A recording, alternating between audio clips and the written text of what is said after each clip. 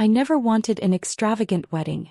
Growing up in the Walker family, I learned early that being the older daughter meant expecting less.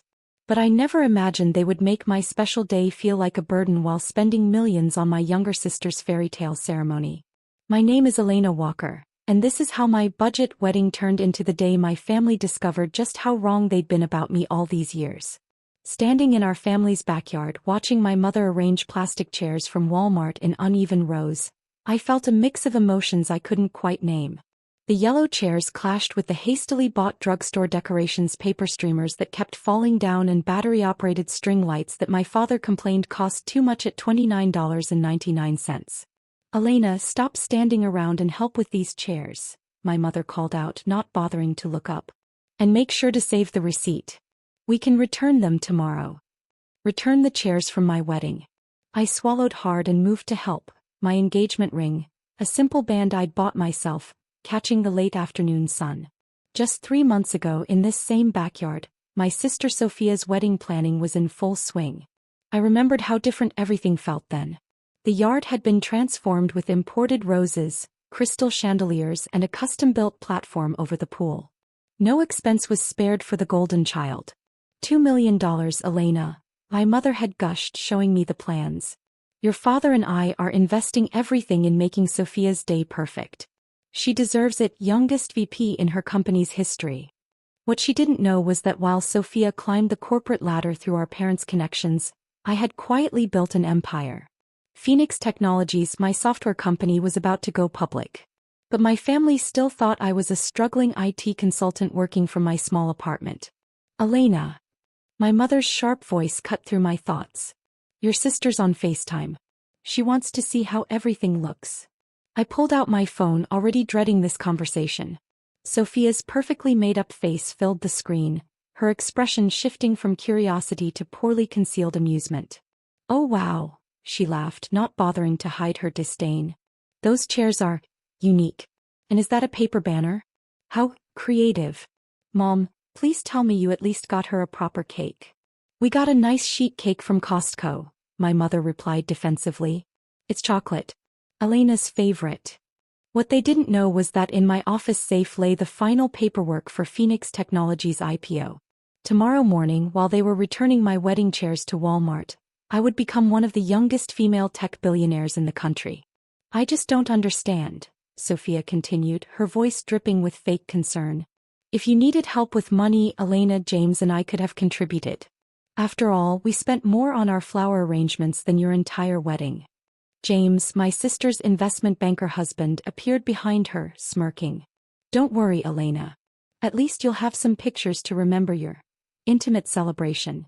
I ended the call, my hands trembling not from embarrassment but from suppressed anger. My phone buzzed again, this time a message from Marcus, my CFO. "Everything's set for tomorrow. The transfer will complete during your reception. Are you sure about the timing?" "Absolutely," I typed back. "Let them all be there to hear it." The next morning, my wedding day dawned bright and clear. My best friend and maid of honor, Sarah, helped me into my simple white dress, bought off the rack at a department store sale. "You could have told them," she whispered, adjusting my handmade veil. "Shown them who you really are." I shook my head, watching through the window as my mother frantically tried to tape up falling streamers. They never cared who I really was. They only cared about appearances. Today they'll learn about both. The ceremony was exactly what you'd expect from a $500 wedding. The plastic chairs squeaked, the Bluetooth speaker kept cutting out during the wedding march, and my father complained about the cost of the local officiant all the way down our makeshift aisle. Sophia sat in the front row, wearing a designer dress that probably cost more than my entire wedding, whispering and giggling with her husband. I heard fragments of their conversation. "At least it'll be over quick," and "should have just gone to the courthouse." My husband-to-be, Daniel, squeezed my hand as we exchanged vows. He knew everything about Phoenix Technologies, about the IPO, about my plan. We'd met when he was a struggling coder long before I made my first million. He loved me when I truly had nothing, and he kept my secret all these years. As we moved to the reception, fold-out tables arranged on the patchy grass, I caught my mother's embarrassed glances toward her country club friends. They'd all been at Sophia's extravagant wedding 3 months ago. The contrast couldn't have been more stark. "Well," my mother announced, clinking her plastic champagne flute. "We're so happy that Elena could have her special day." Exactly what she wanted. Simple, understated, and economical. Sophia snickered into her hand. My father nodded approvingly at the mention of saving money. That's when my phone rang. The caller ID showed my bank's private client number. I answered on speaker, making sure my voice carried across the quiet backyard. "Good afternoon, Ms. Walker." My private banker's voice rang out clearly. "I'm calling to confirm that the transfer is complete. The $50 million has been moved to your specified account. Congratulations on the IPO." The plastic champagne flute slipped from my mother's hand, splashing cheap sparkling wine across her designer shoes. The silence that followed the phone call was deafening. The only sound was the gentle rustling of paper streamers in the warm afternoon breeze. My mother's face had gone pale, her perfectly applied makeup unable to hide her shock. Sophia sat frozen, her designer purse slipping unnoticed from her lap onto the grass. "50 million?" My father finally stammered, his voice barely a whisper.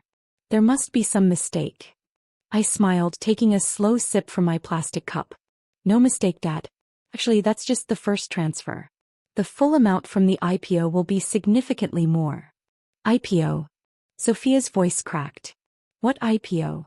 I pulled out my phone, opening the press release that would go public in the morning. "Phoenix Technologies goes public tomorrow morning. Opening stock price is projected at $185 per share." I paused, enjoying the stunned silence. "I own 62% of the company." James, my sister's husband, almost choked on his cake.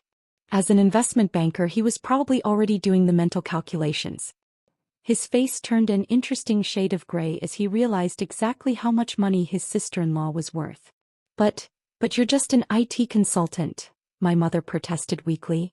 "Working from your tiny apartment."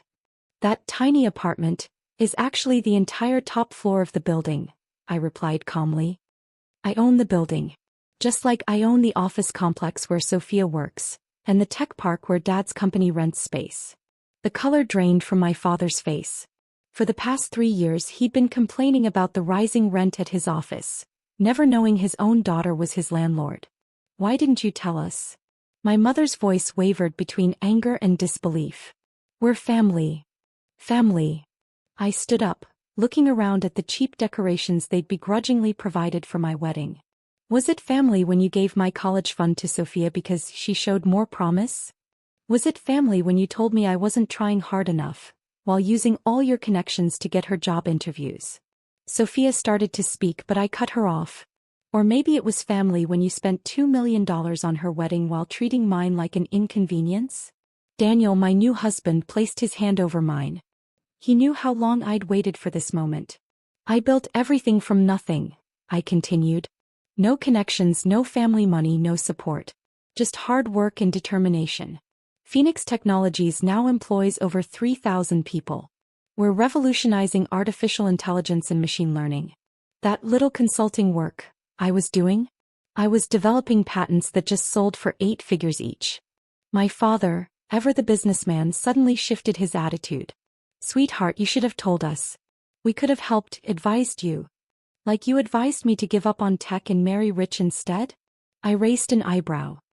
"Or like you advised me to take that $30,000 entry-level job at your friend's company while paying Sophia's $100,000 starting salary at her firm." Sarah, my maid of honor, disappeared into the house and returned with a sleek silver laptop. I opened it, turning the screen toward my family.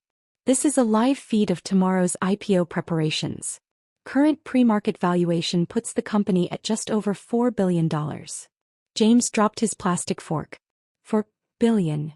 Which makes my net worth as majority shareholder approximately $2.5 billion. I closed the laptop. "Not bad for the daughter you said would never amount to anything." My mother suddenly stood up, smoothing her dress. "Well, of course we always knew you had potential, dear. We were trying to motivate you to work harder. By throwing me a backyard wedding with rented chairs while spending millions on Sophia?" I laughed softly. "No, Mom. You weren't motivating me. You were dismissing me. Just like you always have." Sophia finally found her voice. "This isn't fair. You're just trying to ruin my moment, my success." "Your success. Daniel spoke up for the first time. Elena built a revolutionary tech company from the ground up. What exactly did you build, Sophia? Besides a collection of designer handbags bought with daddy's money. The afternoon sun was setting now, casting long shadows across the yard. The cheap paper decorations seemed even more pitiful in the fading light. Well, my father cleared his throat, this changes everything. We should have another ceremony, a proper wedding. Something befitting your position. We can invite all the right people, make the right connections. No, I said firmly. This wedding stays exactly as it is. Every plastic chair, every paper streamer, every bite of Costco cake serves as a reminder of how you treated me when you thought I had nothing.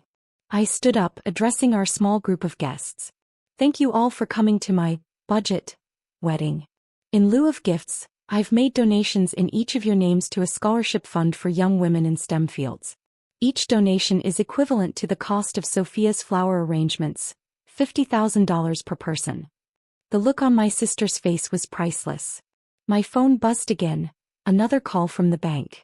This time I didn't put it on speaker. I already knew what it was about. The second transfer, the larger one, had just completed. I have a flight to catch, I announced, gathering my things. The NASDAQ bell doesn't ring itself. Flight. My mother looked confused. What flight? Daniel grinned, checking his watch. That would be the private jet waiting at the airport. You have a private jet? Sophia's voice was barely a whisper. Actually, I have 3. I turned to leave, then paused.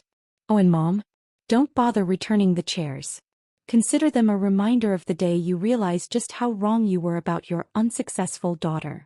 As Daniel and I walked away from my family's backyard, away from the cheap decorations and plastic chairs and years of dismissal, I felt lighter than ever. Success, I had learned, wasn't about proving your worth to others. It was about believing in yourself even when no one else did.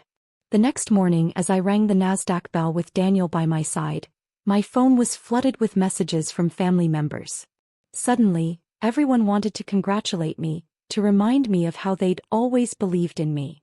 Sophia alone sent 12 texts, each one more desperate than the last, trying to explain how she'd always looked up to me. I ignored them all. Instead, I focused on the message from Sarah with a photo attached. She'd stayed behind to witness the aftermath of my departure.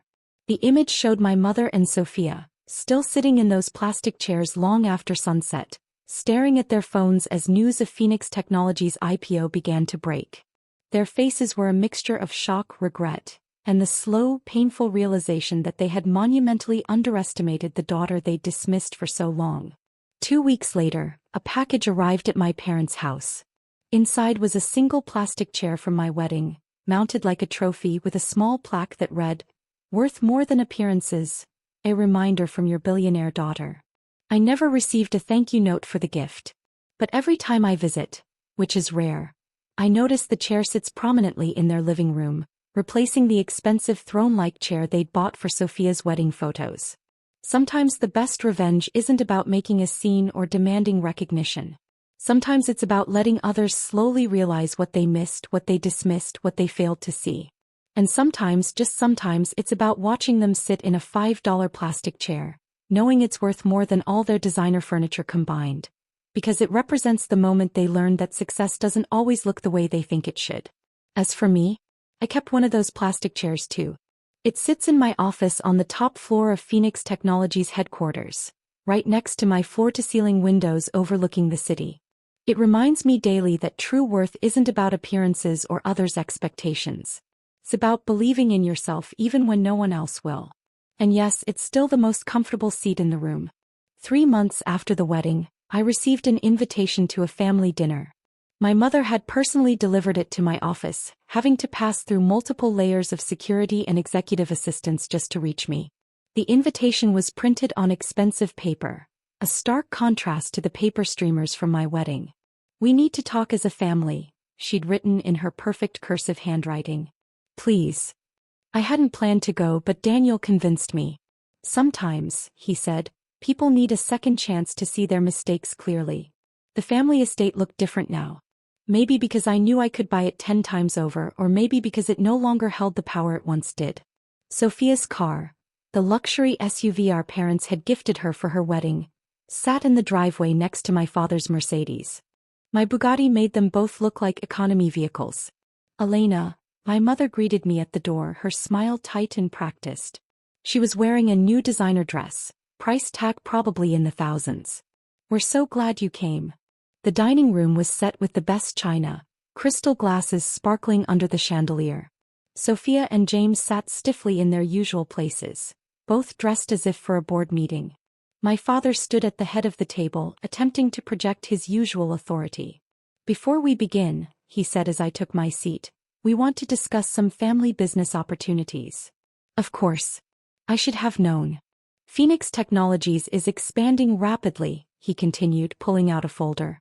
"As your father, I think it's time I step in to help guide the company's growth. I've prepared some suggestions." "Let me stop you right there," I interrupted, my voice calm but firm.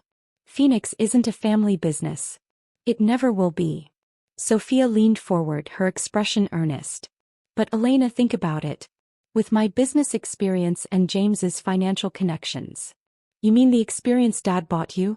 The connections that came from family money?" I took a slow sip of water. "Tell me, Sophia, have you ever actually built something on your own?" The silence was heavy.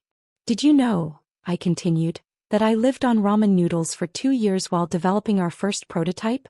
That I worked out of a garage because I couldn't afford office space? That I sold my car and took the bus to investor meetings?" My mother shifted uncomfortably. "We would have helped if you'd asked." "Like you helped when I did ask?" I raised an eyebrow. "When I came to you for a small loan to start my company and you said, and I quote, 'Stop wasting time on pipe dreams.'" James cleared his throat. "The past is the past. We should focus on the future. My firm would be very interested in handling Phoenix's investments." "Phoenix already has the best financial team in the industry," I cut him off. "We don't need family favors. We never did." My father's face reddened. "Now see here, young lady." "No, you see here." I stood up slowly. "You all had your chance to be part of my journey. You chose not to be. You chose to dismiss me, to favor Sophia, to treat me like I was worth less than her designer shoes." I pulled out my phone, showing them the latest stock prices. "Phoenix just acquired our biggest competitor for $3.2 billion. Our stock price has tripled since the IPO. I'm now worth more than the combined net worth of everyone you've ever bragged about at your country club." Sophia's face had gone pale. James looked like he might be sick. "But money isn't everything, is it?" I continued. "You taught me that, actually. You showed me that family isn't about bank accounts or success. It's about who stands by you when you have nothing." I reached into my bag and pulled out several envelopes. "These are donation receipts. I've established a foundation that provides full scholarships to underprivileged students in technology. The first round of scholarships was given in your names." My mother's hands trembled as she opened her envelope. Inside was a photo of a young woman, along with her story of growing up in poverty but dreaming of a career in artificial intelligence. "That's Maria," I explained. "The Elena Walker scholar, who just graduated top of her class at MIT. She's starting at Phoenix next month, as a lead developer." Sophia's envelope contained a similar story. Another brilliant young woman who'd received the Sophia Walker Scholarship, and was now revolutionizing quantum computing. "You see," I said softly, "your names will be associated with success stories. Not because you helped build them, but because I chose to turn your dismissal of me into opportunity for others." I stood up, smoothing my dress. "The foundation will continue to grant scholarships in your names. Every year, more brilliant young minds will succeed despite the odds, carrying your names forward. It's perhaps more than you deserve, but it's exactly what I needed someone to do for me when I was starting out." "Elena," my mother's voice cracked. "We're sorry. We were wrong." "I know you are," I replied. "But this isn't about